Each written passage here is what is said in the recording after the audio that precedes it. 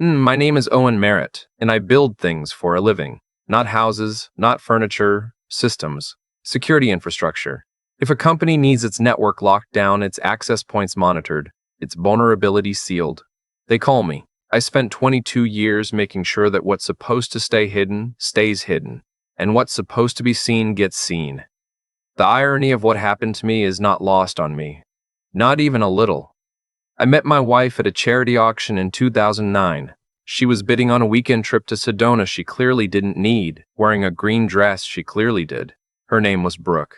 She laughed at something her friend said right as I walked past, and the sound of it made me stop walking. Just stop. Like a car stalling in an intersection. We talked for 3 hours that night. I drove home at 1 a.m. thinking I was in serious trouble. I was right. I just didn't know which kind yet. We got married in 2011. She was a pharmaceutical sales rep, good at her job, always on the road Tuesday through Thursday. I worked from home mostly or drove out to client sites when I needed to. We didn't have kids. We'd talked about it, circled around it, never quite landed. There was always a reason to wait. Her territory was expanding. I had a big contract. Next year, we said. Next year. 14 years. That's how long I was married to that woman. 14 years of birthdays, remembered, of airport pickups at midnight, of being the one who fed the cat and took out the trash and made sure the gutters got cleaned before winter. I cooked most nights because I enjoyed it and because she traveled. I didn't think anything of it. That was just how our life worked. The first sign was so small I almost didn't catch it. Almost. It was a Tuesday in March. She was supposed to be in Columbus for a conference. I was making pasta, half watching a documentary, when my phone buzzed with a charge notification from our joint credit card. A restaurant in Cincinnati. Italian place. $68. Columbus and Cincinnati are not the same city. They're not even close to the same city. I stared at that notification for a long time. Then I told myself there was an explanation. Her territory sometimes crossed into other areas. Maybe the conference moved. Maybe a colleague wanted dinner somewhere else. I didn't ask her about it. I don't know why. Something in me decided to wait. She came home Thursday night smelling like hotel shampoo and talking about a session on Q3 projections that had run long. I made tea and listened and looked at her face for something I couldn't name. I didn't find it. Or maybe I wasn't ready to find it. The second sign came 3 weeks later. I was doing a routine check on our home network, something I do every few months, just habit, the way a mechanic listens to his own car differently than anyone else would. We had a smart doorbell, a thermostat, a couple of cameras outside. Standard setup. While I was in the router dashboard, I noticed an unfamiliar device that had connected to our Wi-Fi the previous Saturday afternoon. Saturday, when I had driven 2 hours out to a client site in Dayton and come back late. The device name was generic, something like Android Cephanef 3B. Could be anything. A neighbor's phone that pinged our network by accident. A delivery driver. I flagged it and moved on. But I wrote the MAC address down in a notepad I kept in my desk drawer, just in case. I'm in the business of just in case. After that, I started paying attention differently, not paranoid. I want to be clear about that. I wasn't ripping through her phone or following her to the grocery store. I was just watching the edges. The way you watch a pipe that's been running a little warm.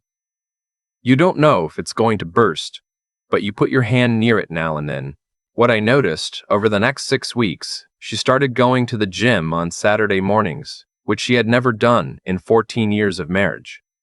She started wearing perfume on nights she came home from work, which made no sense because she'd already worked all day. She laughed at her phone in a way that had a different quality to it, quieter, more private, like she was trying not to laugh but couldn't help it. She stopped asking about my projects. Not dramatically.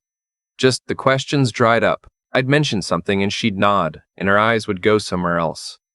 I am a man who spends his life noticing things other people miss. And I noticed. I ran the MAC address. It traced back to a Samsung device registered under a carrier account. I won't go into exactly how I pulled that, because the how doesn't matter as much as the what. What it told me was that the phone had been in our house on a Saturday afternoon for a little over 2 hours.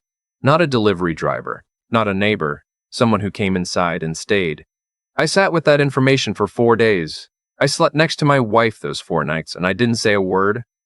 I made breakfast on Saturday and handed her a cup of coffee and watched her drink it, and I thought, I need to know before I say anything. I need to know everything. Her name was on the lease of our house. Half of everything we owned was legally hers. I had been around long enough to understand that walking into a confrontation without a complete picture was the fastest way to end up with nothing. So I built the picture. I'd done work for a corporate client the previous year, a logistics company that suspected internal theft. Part of that job involved setting up monitoring on their network that ran passive captures on connected devices. I still had the tools, and when I checked the router again, I found that the same Android device had connected twice more since March, both times on a Tuesdays, when she was supposedly in Columbus. I called a friend of mine named Holt, who runs a small private investigations firm out of Indianapolis. We'd crossed paths on a few corporate jobs over the years. I trusted him, which is not something I say about many people. I told him I needed physical surveillance, nothing complicated, just confirmation of location on Tuesday afternoons. He called me back 8 days later. Owen, he said, and the way he said my name told me everything before the next word came out. She was not in Columbus. She had not been in Columbus in over 2 months. She was meeting a man at a Marriott Courtyard off I-71, a 40-minute drive from our house. His name, and here's the part that made my vision go a little wide around the edges. His name was Garrett Finch. He was a regional manager for a medical device company, one of her clients. I had met Garrett Finch at a company dinner 18 months ago. He had shaken my hand. He had told me my wife was one of the best reps he'd ever worked with. He had a firm handshake and a good haircut, and he looked me right in the eye. I thought about that handshake for a long time. I asked Holt for everything he had. Photos, timestamps, license plates, hotel check-in windows. He sent me a folder. I opened it once, confirmed what I needed to confirm, and closed it. I didn't look at the photos more than I had to. There's a version of grief that wants to tear the wound open over and over, and I refused to give it what it wanted. I had work to do. The next Tuesday, I left my house early in the morning like I was heading to a client meeting. I parked 2 streets over. At 10:47 a.m., a silver Audi A6 pulled into my driveway. The man who stepped out of it was Garrett Finch. He walked to my front door with his hands in his pockets like he'd done it 100 times. Because, I realized, he probably had. I watched him knock once. My wife opened the door. I drove away before they closed it behind them. I want to be honest about what that felt like, because I think if I gloss over it, this becomes just another story. It felt like standing in a room and watching the ceiling come down in slow motion. Not the crash of it, the before, the creak and the tilt, and the moment when you understand what's coming, and your feet still haven't moved. I drove to a diner off the highway and ordered coffee I didn't drink, and sat in a booth for an hour and a half while a woman named Dolores refilled it twice without asking. Then I drove back to my office, got to work. Here's what I had: surveillance records, hotel receipts, network logs showing Garrett's phone in my home on 6 separate occasions over 3 months, a credit card statement with charges in cities my wife was not supposed to be in, and Holt's photos with timestamps. Here is what I did next. I called my attorney.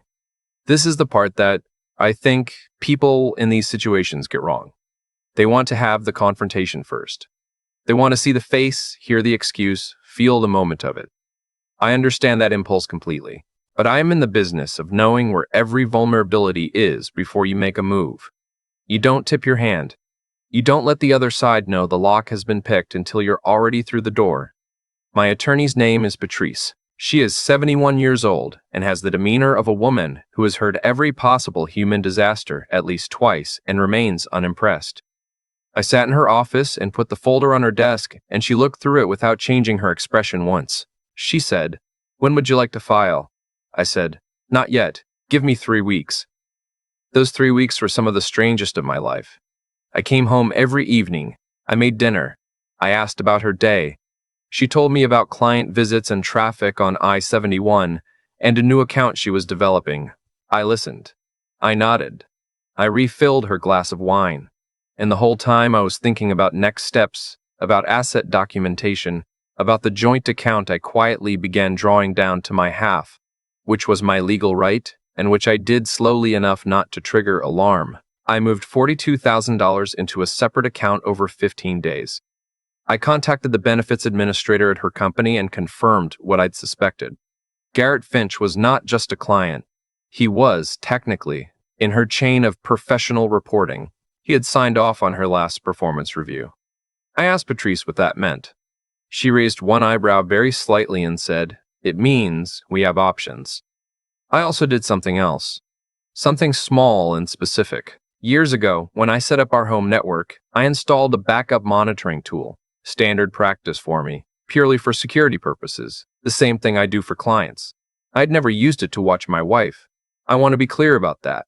But it was there, and now, with everything I knew, I queried the logs. Over the previous 4 months, she had connected to the Marriott Courtyard's Wi-Fi 31 times. Her phone had been in proximity to Garrett's device, cross-referencing Bluetooth handshake logs, on 47 occasions. Some of those occasions were work hours. Several were not. And then I found the text backup. She used an app that auto-synced to a cloud account. One of those backup everything tools people install and forget about. I had the login credentials because I'd set it up for her 3 years ago when she lost a phone. She'd never changed the password. I will not quote what I read. Some of it was what you'd expect. The language of two people who think they're invisible. Some of it was worse than that. There was a message, sent on a Thursday night while I was in the next room watching television, that read, "He never notices anything. He just cooks and works and assumes everything is fine." That one I read 3 times, not because it broke me, because it told me exactly who I was dealing with, and it told me I was right not to say a word yet.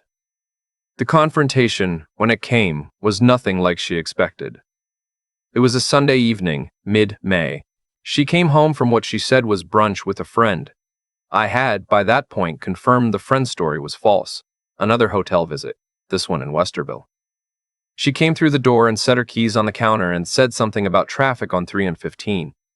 I was sitting at the kitchen table. I had a folder in front of me. I had made no dinner. She noticed the no dinner before she noticed anything else. "Oh, did you already eat?" I said. "Sit down." She looked at me. Something in my voice, maybe. She sat. I slid the folder across the table. She opened it. I watched her face go through 6 or 7 different things in about 4 seconds. The first was confusion. The second was recognition. The third was, and I will remember this for the rest of my life, a flash of calculation. She was thinking about what to say, not whether to deny it, what specific version of denial might still work. "Owen, don't," I said. "I've been documenting this for 11 weeks. There is nothing you're about to say that I haven't already anticipated, so please don't." She closed the folder. The conversation that followed lasted about 40 minutes, which is 38 minutes longer than I needed it to. She cried. She said it wasn't what it looked like, which is a remarkable thing to say when photographs exist. She said they were going to end it. She said she'd been confused. She said she wanted to try counseling. I let her say all of it, not because I was considering any of it, because Patrice had told me to let her talk, to not threaten or make accusations, to simply listen and not confirm what I was planning. When she was done, I said, "I'd like you to move your things to the guest room tonight. I've spoken to an attorney. You'll receive the paperwork this week." "You already spoke to." "How long have you?" 11 weeks, I said. "I told you." She stared at me. And then she said, quietly, "I didn't think you'd actually do it." I didn't have a response to that, so I didn't give her one. What happened next came in stages, the way these things do. The divorce filing landed on a Tuesday, which I'll admit I timed deliberately. She was supposed to be in Columbus. She was actually in Westerville. Her phone buzzed with a notification from the process server at 11:14 a.m. I know this because Holt confirmed the serve. I like to think she was in the middle of something she'd rather have been doing. Patrice filed for discovery immediately. Among the items requested, all communications between my wife and Garrett Finch pertaining to her sales territory, her expense reports, and any decisions made regarding client accounts over the past 18 months. This was strategic. My wife's company had a strict policy about relationships between employees and clients in reporting structures. The moment discovery requests went to her company's legal team, Their HR department began their own inquiry. I didn't report her. I didn't call anyone. The process just made things visible that had been invisible, which is really what I do for a living. Garrett Finch was placed on administrative leave 6 weeks later. The grounds were a conflict of interest regarding her performance reviews and a favorable contract renewal she'd received the previous year. I'm told through Holt, who has ears in a lot of places, that his wife filed for divorce shortly after. I also found out, through the same channel, that my wife had not been the only sales rep whose account he had been particularly invested in. There were at least 2 others. One of them, upon learning the full picture, was reportedly not especially sympathetic to his administrative leave situation. The irony of a man who helps people cheat on their spouses discovering that his affair partner had been cheating on him with the same currency he'd offered her. I don't know what the word for that is. I only know that I felt, for the first time in 11 weeks, something that was close to a laugh. The financial settlement took 4 months. Because I had documented the marital asset movements carefully, because I had moved my legal half of our joint savings before filing, and because Patrice is the kind of attorney who reads footnotes in footnotes, we landed in a place I can live with, the house sold. I got slightly more than half because of the evidence and because Ohio, while not a fault state for purposes of asset division in all cases, does allow judges discretion, and our judge apparently had opinions. She moved to a condo in Dublin. I don't know if she's still in contact with Garrett. I have stopped caring enough to find out. I live in a smaller house now on the east side of town, with a yard that is too big for one person and a kitchen. I've been slowly making my own. I cook the same as I always did. I've added a bread recipe I never had time for before. I have a cat, same cat, she didn't want him, who sits on the counter while I work and regards me with the specific contempt that cats reserve for people they depend on. People ask me if I am angry. The answer is complicated. There's a version of this story where I am furious, where I lie awake replaying everything I should have caught sooner. Every Tuesday I made dinner for a woman who was already planning her afternoon with another man. That version of the story is available to me anytime I want it. I just try not to go there too often. Here's what I actually think about. The thing that stays with me, that text message. He never notices anything. I spent 22 years building a career on the premise that I notice everything. That's not ego. It's just what the work requires. And for months, maybe longer, I missed what was happening 10 feet away from me. I've thought about why, and I think the answer is that I trusted her. Not blindly. I want to push back on that framing. Trust is not blindness. Trust is a decision you make every day, a choice to allocate your attention toward building something rather than guarding against it. I was doing that. I was building, and she was doing something else. The decision to trust again is one I'm not rushing. I'm 44 years old. I have work I care about, a house that is slowly becoming mine, bread that has gotten considerably better over the past 3 months, and a cat who has learned that the sound of the oven timer means there might be something worth being interested in. That's enough. For now, that's genuinely enough. What I know, after all of it, is this. I am still the man who notices things. I didn't fail to see. I chose, for 14 years, to look at something worth looking at. The problem wasn't my attention. The problem was that the person I was paying attention to had decided I wasn't worth paying attention to. That's on her. That will always be on her. I build things. Sometimes they hold. Sometimes the foundation was compromised before you ever started, and there was nothing you could have done differently. You document what went wrong, you clear the site, and then you start again. I've thought a lot about what people mean when they say someone got what they deserved. It's usually said with a kind of satisfaction, like the universe kept a ledger somewhere and finally balanced it. I'm not sure I believe in that version of things. What I believe is simpler and, honestly, colder. Your choices have weight. Every single one of them. And eventually, you carry all of it. Brooke made a series of choices. Small ones at first, the kind that are easy to justify in the moment. A dinner that ran late, a story adjusted slightly, a silence where honesty should have been, and then larger ones. Garrett made his own choices, separate but parallel. He chose to walk into another man's house, to sign off on performance reviews for a woman he was sleeping with, to operate as though consequences were something that happened to other people. What neither of them accounted for was me, not the angry version of me. Not the version that wanted to blow everything up the moment I found out. The patient version. The one who sat in the diner for 90 minutes drinking coffee he didn't want and then went back to his desk and got to work. I think that's what I want to say. If this story has anything worth taking from it, patience is not passivity. Staying quiet is not the same as being weak. There is a kind of intelligence that operates best in silence, that builds while no one is watching. It doesn't need to announce itself until the moment it no longer has to. I spent 22 years developing that kind of intelligence professionally. It turned out I needed it personally too. There's also something I keep coming back to regarding Garrett. He shook my hand. He looked me in the eye. And then he made a calculation, conscious or not, that I was the kind of man who could be deceived indefinitely, that I would cook dinner and trust my wife and never look too closely at anything. He was wrong about the looking closely part. But here's what gets me. He was also making the same kinds of choices with other people.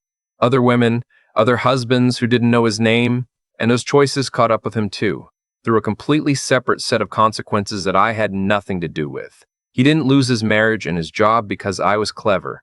He lost them because he had been that person, consistently, for long enough that it became inevitable. That's not fate. That's just arithmetic. What I try to hold on to, now that the dust has settled and a house sold and the cat has claimed the entire left side of the couch, is this. I did not become someone I'm ashamed of. I was methodical, not vindictive. I protected what was legally mine. I did not blow up her life out of anger. I simply stopped protecting it with my silence. There's a difference, and that difference matters to me. The hardest part of rebuilding after something like this isn't the logistics. It's deciding who you want to be on the other side of it. I decided early that I wasn't going to let what she did turn me into someone bitter and closed off, scanning every new person for the signs of a liar. I also decided I wasn't going to pretend it hadn't happened or rush past the part where it actually hurt. I am still the man who notices things. I am still the man who builds carefully and trusts deliberately. I am just also, now, a man who knows the difference between a foundation worth building on and one that was already cracked before he ever picked up the first brick. You learn that difference once. If you're paying attention, once is enough.